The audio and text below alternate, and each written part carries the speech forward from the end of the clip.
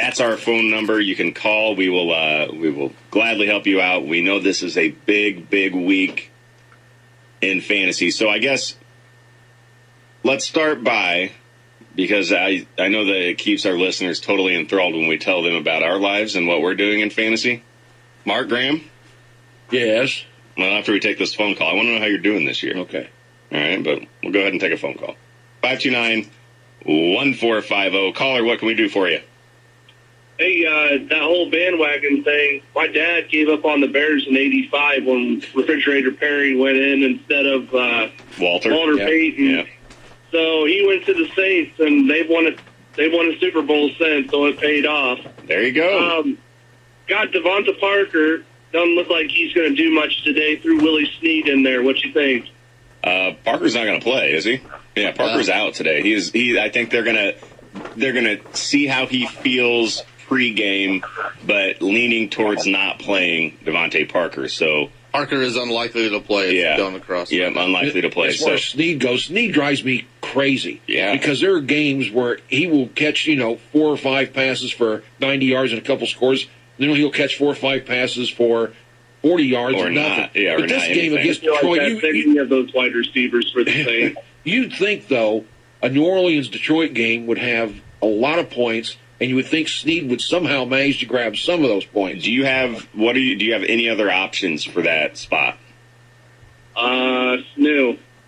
Sanu? No. Yeah. No. I want every single piece of Drew Brees Anything at home. Yeah, I'm against almost anybody. At home, he's throwing for 350, 360 yards average right now. He's a big man. This is one of those weeks where Snead should be really good. Yeah. I want every single piece of the Saints that I can. I mean, at least good enough to go in there and not lay a goose egg for you. So and it's a flex slot, so it's not going to hurt me overly too much. But all right, thanks for your time, guys. All right, good luck. Bye.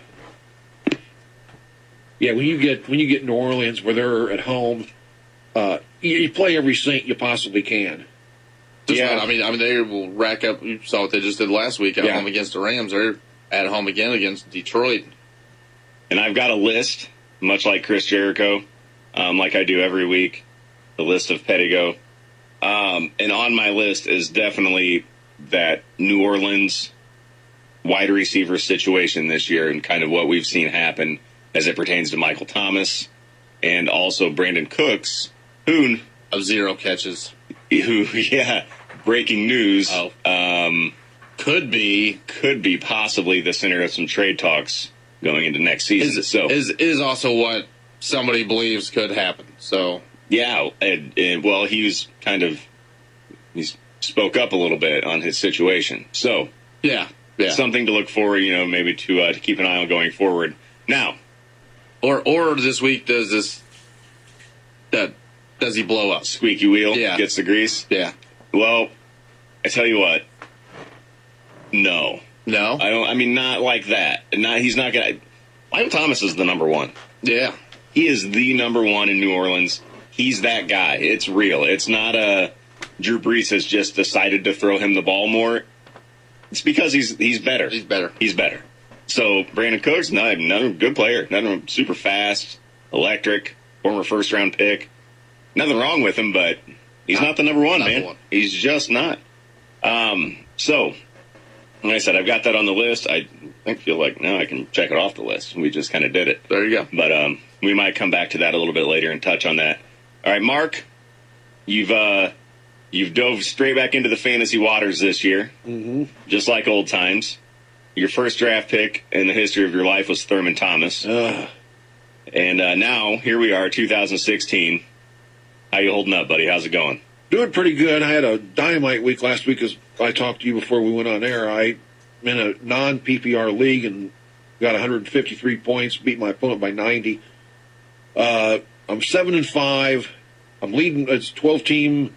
I'm leading my division. But the person I'm playing, if I lose this week, will be tied, and they will be ahead. So, I really need this week. CBS projection is 102 to 102. So, you can always trust those. Oh yeah, those things are always spot on. I'm so glad that they do that on every side. This is big time week. Our playoffs are only week 15 and 16. So I've got another week after this. That's right. I remember you telling me about this. Yeah, you got four teams make it out. 4 of 12. teams make it. Boy, that is tough. But as of right now, you're in good shape to make the Final Four. I'm in shape to make the Final Four, but I really could use to win today. Yeah, yeah. But I like my lineup, but wow, it's scary. All right, well, Giant, it's like you never missed a beat. Here you are, back in the swing of things, and looking good, right? Looking pretty good. Crayons, what's your story this year? I mean, I know I'm in both of your leagues, but I don't want to tell your story. I'm in 3 different leagues. Okay. And I should be making the playoffs in all 3 leagues. It's how it's looking. Could it be that I don't? There's still the possibility. It's not a lock, but I am right now sitting in position. So, yeah. Real quick, both you guys, are your leagues you're in, your playoffs start next week? Yeah. Except one. One of them I'm in is different as the ESPN league, which is... What's it do, 15, 16, 17? Oh, 15 and 16. Okay, that's 17. 15 and, I mean, it's all the way it's set up. The person who set it up did 15 and 16. If you have a league that goes into week 17, you should get out of that league. Yes. I hate that. The only way I would condone that, because I've seen leagues before where they're set up where it's 14, 15, 16. Week 16 is the championship, except it's a 2-week championship. It's week 16 and 17. Which I'd get out of also. Nothing to do with week 17 in fantasy football. Well, it's a little bit different and just kind of interesting. So I'm like, all right. That's fine. It's wrong, and I don't like it, and I wouldn't get in it. So I'm morally opposed to it. Yeah, I'm not going to do like, okay, cool. My stud guy who has made me, let's say, one of the best teams, and week 17, they've already locked up the playoffs, and they're just not going to play. So... That's so you hate it? Yeah, it's absolutely fair enough. Stupid. In your main leagues, both of you, pick your main league. Who's been your, stalwarts this year? Oh, my main league. Yeah, my best player. Best player or 2. Julio Jones. I have been. I don't really have one. I'm going to be honest. I mean, probably Luck. Probably Andrew Luck and T.Y. Hilton, that combination in my main league has been kind of my saving grace. But I haven't had one guy just leading the charge for me. I've been blessed with a lot of just